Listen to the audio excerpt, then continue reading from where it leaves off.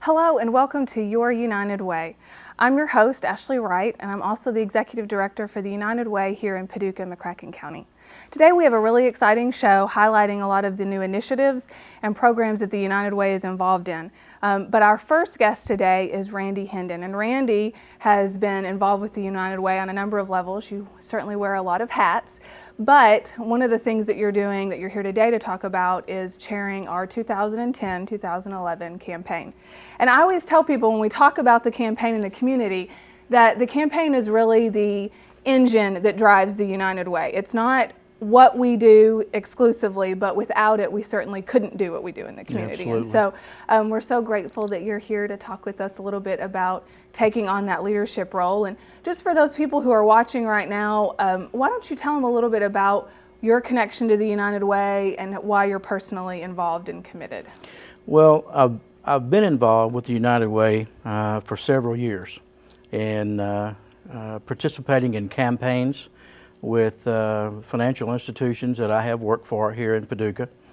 So I've always had a good outlook for United Way.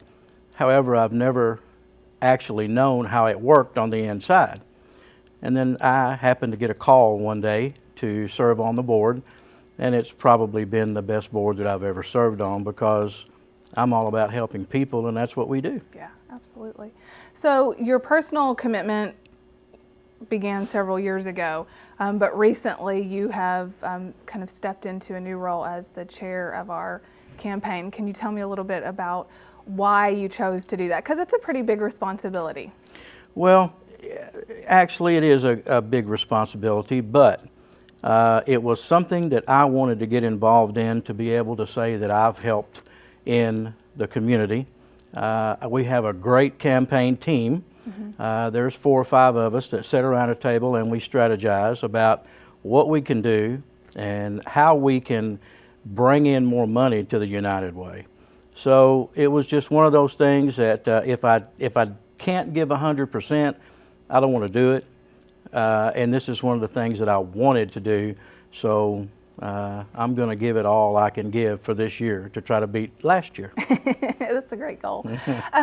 But talking about last year, I mean, we have in the last several years really been in a tough economic time with the recession. And so how do you think that challenge has played into helping to raise funds this year? Well, I'm sure it's had some adverse effect on part of it. However, I think we talked at our last meeting that we were actually right with where we were last year. Yes, last year was a bad year. Economically, the small businesses had a tough year. They were playing a waiting game, and being in the financial industry, we saw that quite a bit. But we made it last year. We done a great job last year, or the community done a great job last year. They're resilient. Yeah. Paducah is resilient, and they want resolve.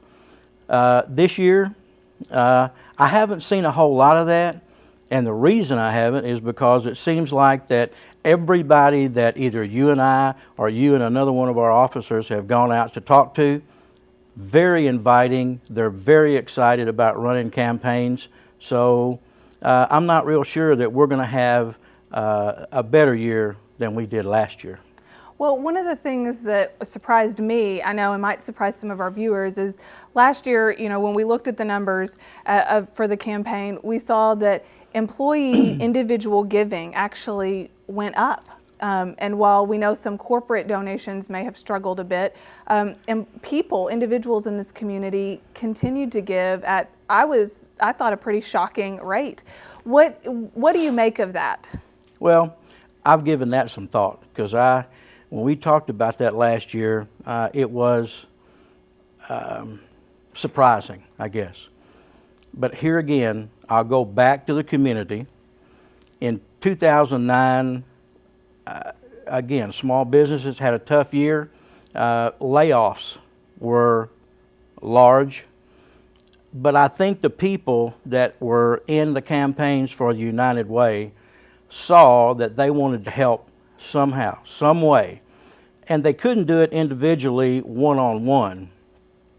So I think our giving was up because they wanted to be a part of helping someone that couldn't help themselves or was having a tough time.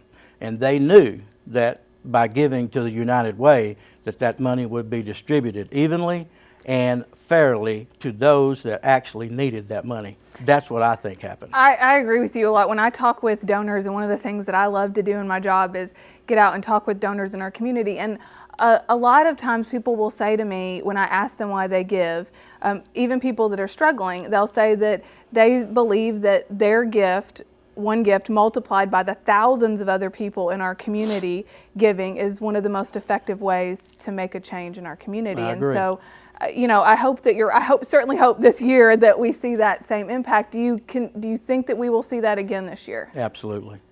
Absolutely. I could not say enough about the community here in Paducah and the surrounding area.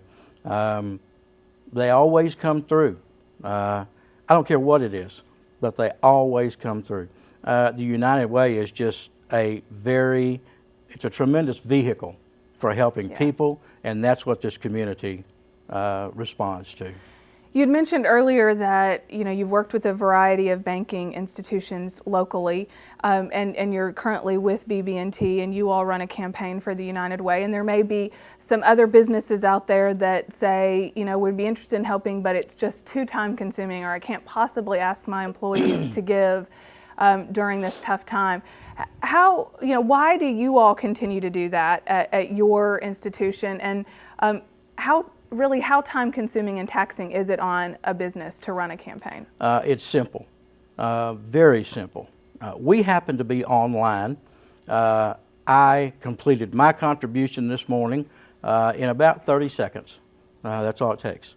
However, if you're not able to do your giving online, I'll give you an example. We took some packages, or one of our staff members, Lisa Hine, took some packages out to one of the financial institutions.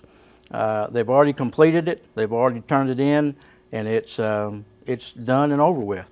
So that's a misnomer. It is not hard to do, it's very easy to do. And I will tell you that every single banking institution in this city has come on board to do a campaign for the United Way this year. I know you've done a fabulous job, Randy, and I have to, pat you on the back here on the show of really spearheading that group in our community and making sure that we had the kind of support from all of our banking institutions. And so that's phenomenal. This is, I think, probably the first year that every bank in our community has said, yes, we want to support our community through the United Way. So that's great. And I know there are a lot of other industries throughout Paducah, McCracken County that we would love to see 100% participation in the next year. We would, and I want to thank all the presidents and CEOs of the banks here in Paducah that allowed us to come in and talk to their HR people about the United Way. Do you see as, obviously there's benefits to the community for your workplace participating, but what benefits do you see for your employees, for them participating in United Way? Pretty simple. It makes them feel good. It's a feel-good thing. It's not that if you don't give, you feel bad, but because you are giving and because you know that money is going to help other people that can't help themselves, they feel good about what they give. So it's pretty simple. And what would if there are people in our community right now who want to get involved in the United Way campaign, are there some ways that they can do that? Absolutely. Call me. I like that. They can either call me or call one of the staff members at the United Way offices. Great staff. They'll take care of you. We'll tell you how to do it. We'll either come out and talk to you, or we'll send you some information on how to get that done. Very simple to be able to sign up and run a campaign for the United Way. And just as we close, Randy, can you just tell our viewers why when they give to the United Way, they can feel confident that that is an investment that has been wisely made for our community? I can, because I know where the money goes. The money is fairly distributed. We have a very complex way of applying for those monies. So it's not just you give your money, we write a check. We have a very complicated way, complicated may not be a good word, but a very complex way that we go through picking to our partner agencies and how much money is going to be distributed to that. So I can very safely say that your money will be well spent at the United Way. Well, I just want to thank you again, Randy, for all of your support for this year's campaign and just what you do for the United Way and for our community. We certainly appreciate it and couldn't do it without you, and we're just very grateful to have you on board. Thank you. Glad to be here. And we will be right back looking at some of the new initiatives that the United Way is working on here in our community.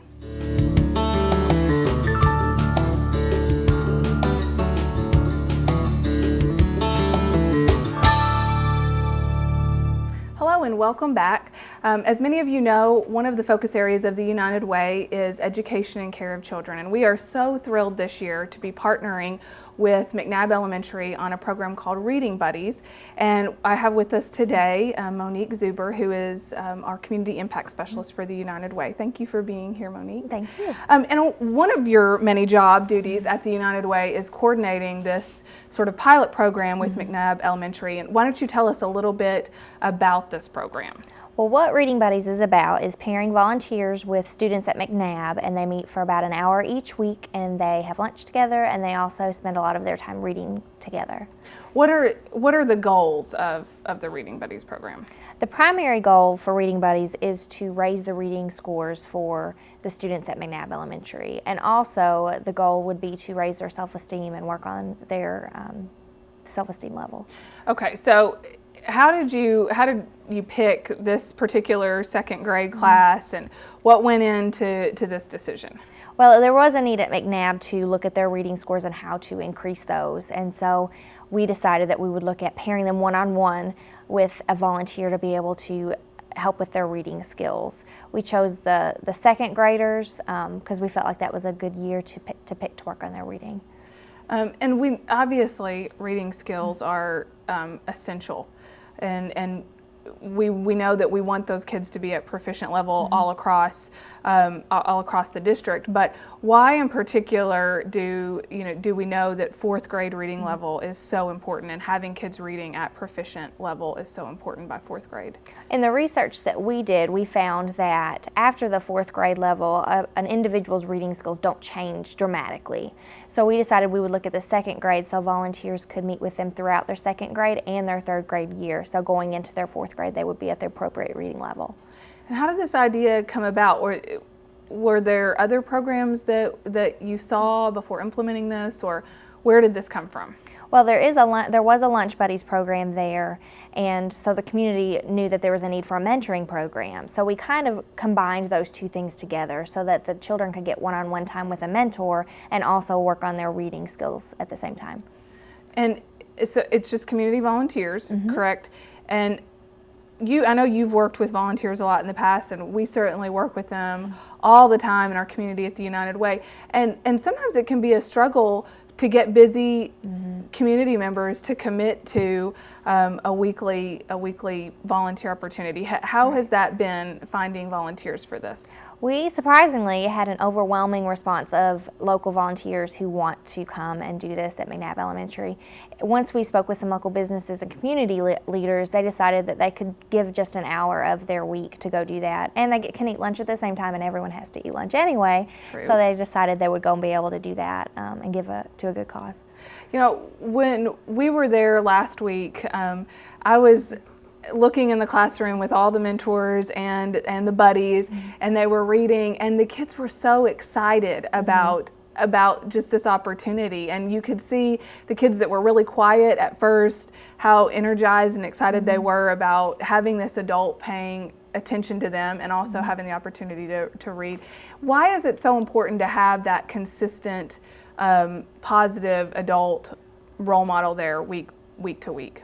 Well, a lot of students in general don't get that consistency of people in their lives. And they may have a teacher in their life that's there all the time, but that teacher generally would have 20 students.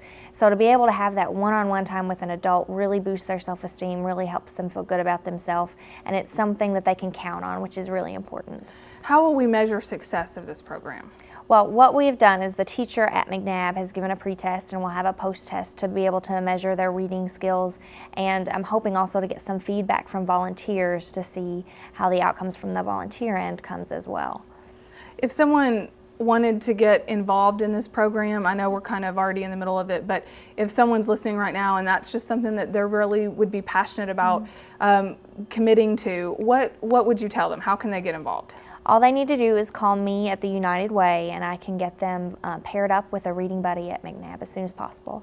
And do you think that this is something that we will replicate in the community as time goes on, or what do you see happening or evolving? I think that's our goal. This year we started with one school, one classroom to kind of see how things went and make sure things went smoothly. And if all goes well and the reading scores go up, we do want to implement this in schools throughout the community. Well, I'm very excited. I think this is a wonderful program, and our community has been so open and embracing this idea of pairing, mentoring, and reading together. But there may be some folks that's just not their thing. So if they do want to volunteer, are there ways that they can get connected in the community that don't have anything to do with the Reading Buddies through the United Way?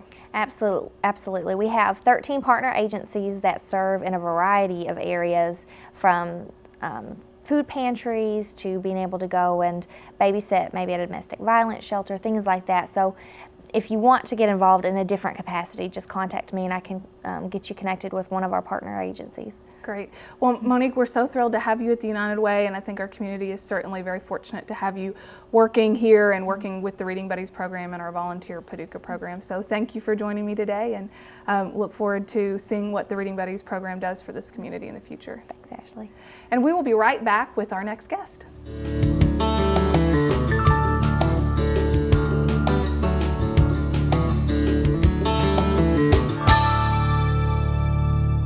With the holiday season approaching, many of you who are watching today might be wondering what you can do to get involved and help those who are less fortunate during this holiday season. And I've invited Pam Truitt, who's the Executive Director for Family Service Society, which is one of the partner agencies for the United Way, to talk with us a little bit about what her organization does in conjunction with other organizations in this community to help many people who are in need at this time of year. And so, Pam, just to start off, for those people who don't know, can you tell our viewers a little bit about what Family Service Society is and is not? Sure.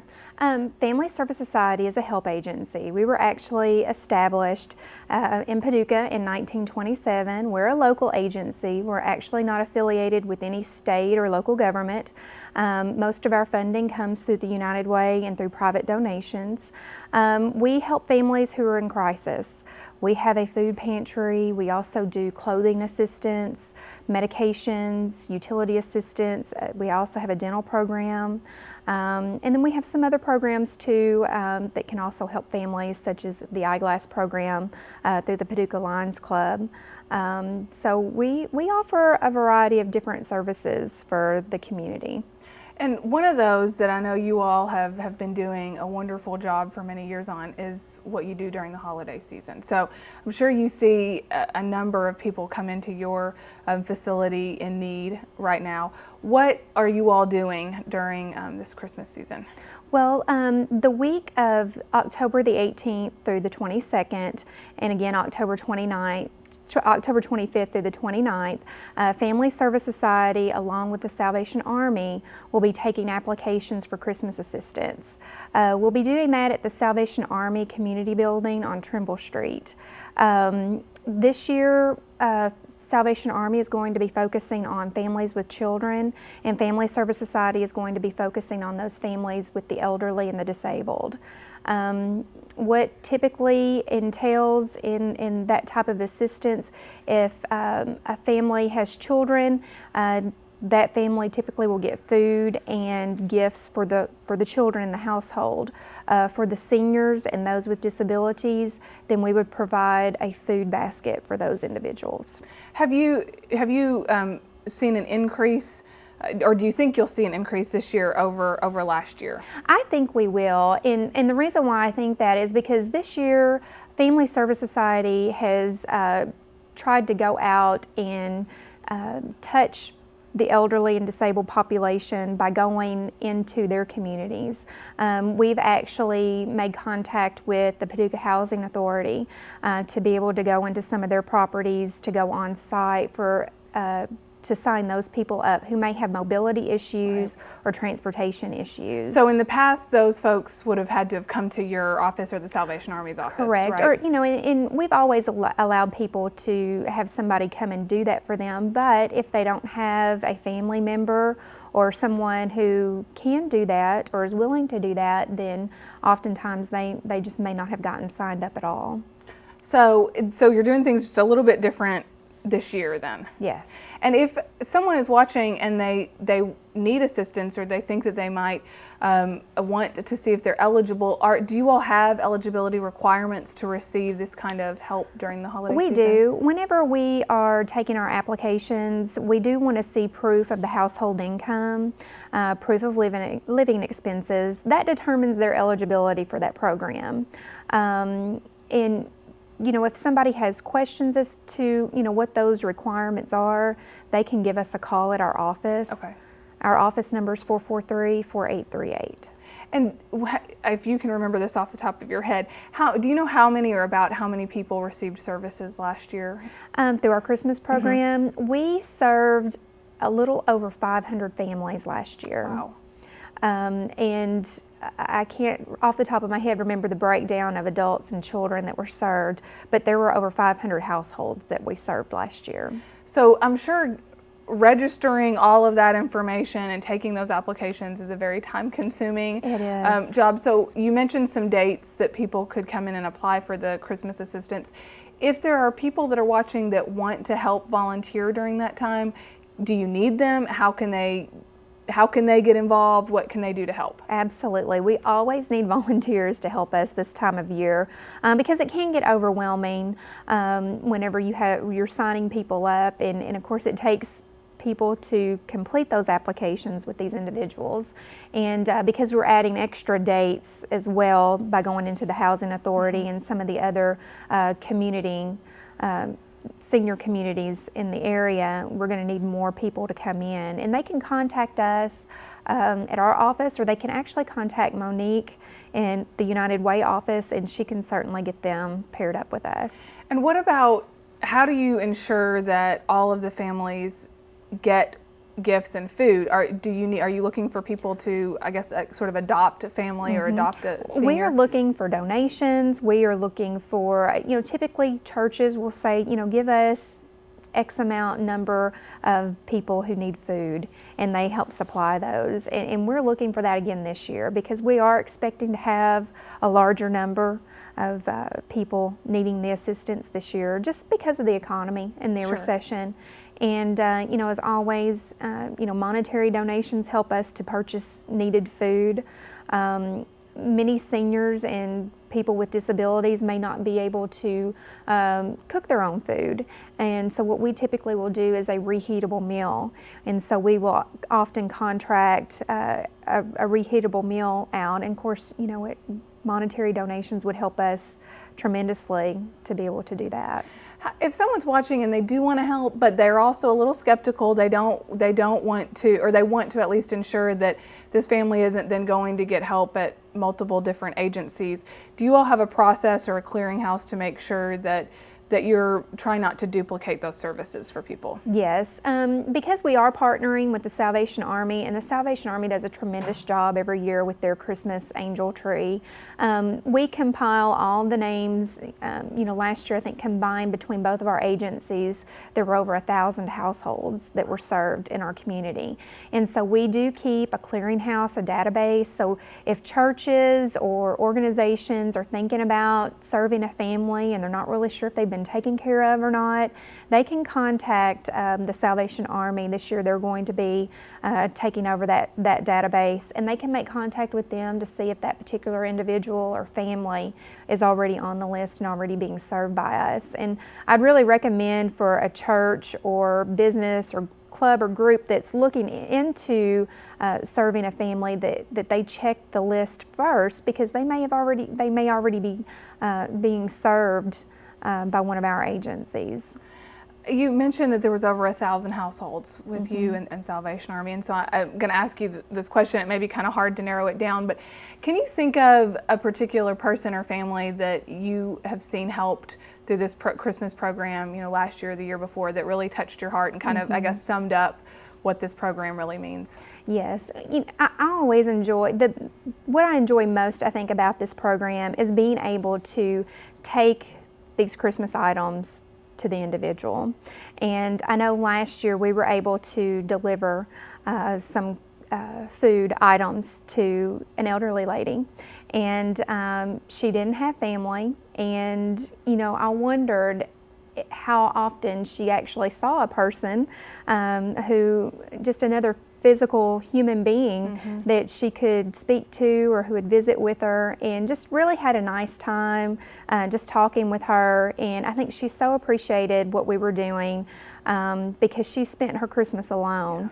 So, we're looking for volunteers to be able to help us to do that same thing too, to be able to take what Christmas assistance that we are putting together and help delivering those to the seniors, especially those who may not have family around or anybody that they can rely on. And I know that's not uncommon in our community. So, Yes. Pam, I just want to thank you so much for what you and the Salvation Army and so many people in this community are doing through this Christmas assistance program, and all the people that I know you're going to bless this year through your work. And so thank you so much for being here with us today and sharing that.